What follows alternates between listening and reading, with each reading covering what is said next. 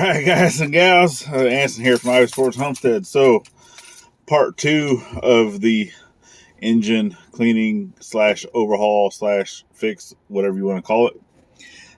Remember, whenever I was putting in a spark plug, that it was the short one. It wasn't the long one like the one I took out. And apparently this style of engine from Briggs & Stratton has two different types of heads. It has an overhead valve or a flathead. And the flathead style uses the short spark plug like what I bought, but my engine actually has the overhead valve. So it does require that longer spark plug. And even though the lawnmower did start, it was running. I've actually used it twice, 2.5 times now. It was on Tuesday. I believe I was cutting the back grass, the backyard, and I was going fine. It cut about half the yard. It died because it needed some gasoline. I refilled it and started it, and from there it kept cutting out. It would start for about 2-3 seconds, and then it would die. I've looked at the carburetor. I've looked at other stuff. The only thing I can think of is that the spark plug is fouled because it's the wrong spark plug, and it's not going down into the head enough to get a good spark. So I'm off to the store to go get another one right now. But I'll show you a quick clip of what the lawnmower's doing before I replace the spark plug. And if you haven't...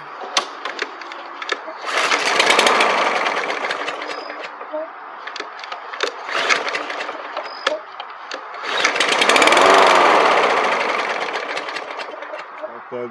And if you haven't had a chance to watch the video of why I needed to clean the lawnmower in the first place, I'll throw that up in the corner so you can check it out. All right, so let's go to the store.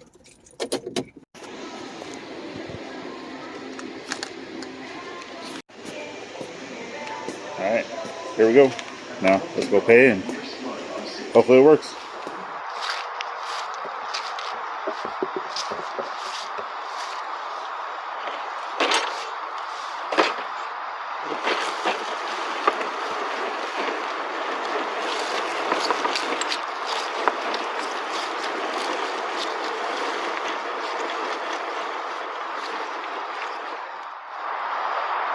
Alright, so really quick, I'm going to go ahead and show you what is actually going on with the lawnmower, what it's doing, and then I'll put the new spark plug in there and see if it changes. Like I said, I'm not a mechanic. Hey, the Ford's still broke because I'm not a mechanic. I still got to put the turbo back in that thing, or take one out and put the other one back in. I just haven't done it yet, so because I'm not a mechanic. Alright, so let's go see what this is doing. Alright, so one of the other things I actually want to fix too, it's actually a flaw with this model, the Pull-In Pro, that has the this style of engine. So this little lever here, right? So this doesn't have a choke. It doesn't have, so it utilizes this. It's basically has the rod, and this is a temperature, basically a thermostat that is connected here. Has a rod that comes all the way over here, and whenever the engine is cold, it's going to push this over like so. Okay, that way it chokes out the carburetor to start the engine. And then you see what happens. That sticks onto this bracket. Right? And it makes it really hard to start, because it should be in this position here to start. That allows it to choke, and then whenever it's warm, it's actually going to, basically opposite of what I just said. It's going to push this over, okay? But that should not stick on here, okay? So I need to fix that. All right, so to get access to that, basically take off the cover, okay? Then you got 4 sets of screws, okay? The 2 outer black ones, that's what connects basically the whole thing to the bracket, okay? To your the carburetor to the bracket, along with the filter holder, okay? So I need to take those off.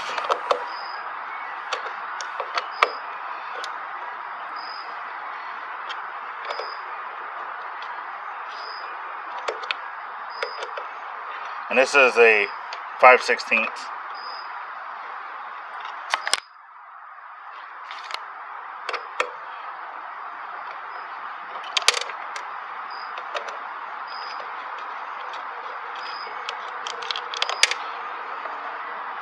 Okay, then I also need to take these off because I don't want to take the carburetor off just yet because I need it to be in place to make sure that that's not hitting on that bracket. So I'm just going to try to file this with it in place. If I find that it's going to be a little too hard with this file, then I will take it off and then reinstall it. Alright, so I couldn't find the actual socket that I needed for these, but a 7mm does fit, so that's what I'm going to use.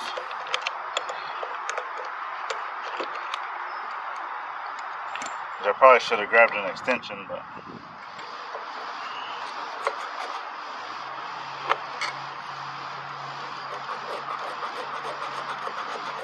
alright, make sure you're holding on to the part when you're filing it, because this whole thing is plastic, and I don't want it to break.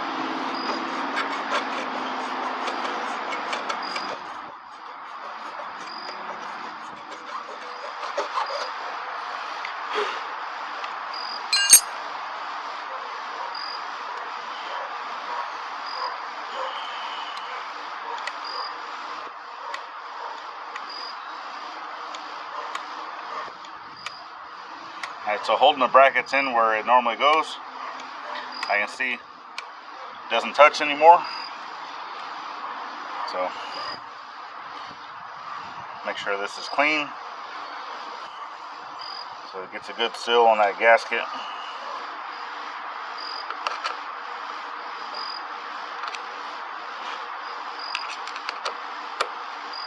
Get away from me, mosquito.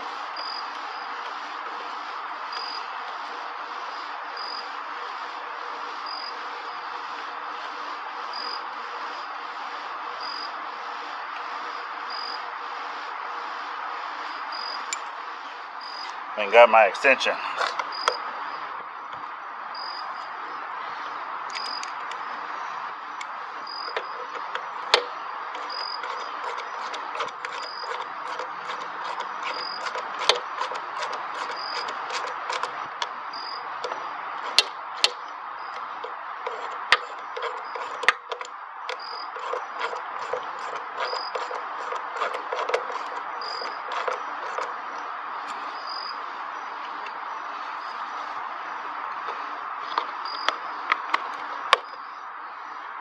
Alright, so you can see now, whenever this kicks over and pushes it, it doesn't stick on the bracket.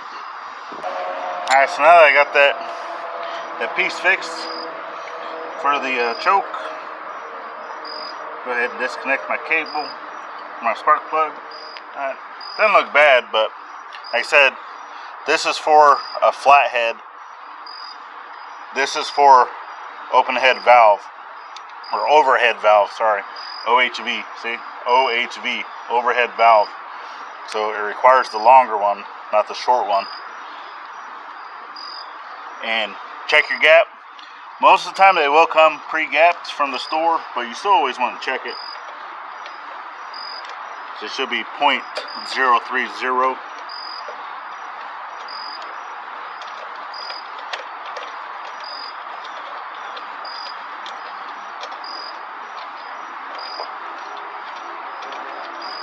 So I can tell from how that spark plug is discolored that it was not correct.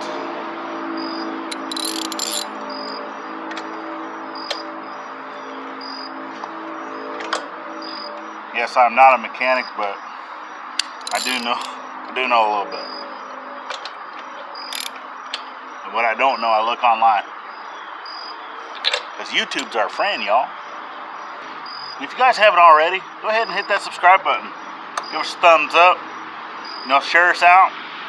like the video, greatly appreciated. And, all right, let's see if she fires up.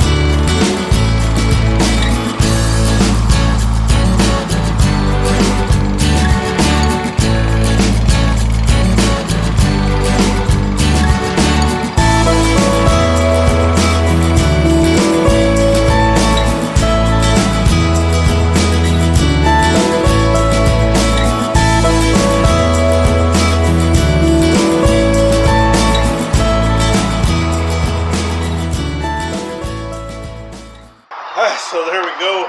Once again, I'm not an engine mechanic, but I looked online, I looked at enough stuff to where I say, hey, this is probably the issue. And in doing said, I also found that flaw that comes with this style of engine, and I wanted to check it, and sure enough, mine was doing that, and I'm pretty sure that was an issue with part of this, and then obviously I got the wrong spark plug. Okay, but it's corrected. It runs okay, I guess, and enough to where I can cut the grass, finish cutting grass, but I don't know if I got enough time to do it today, so probably tomorrow. All right, guys, thank you for sticking around, thank you for following, and we'll see y'all next one. Bye-bye now.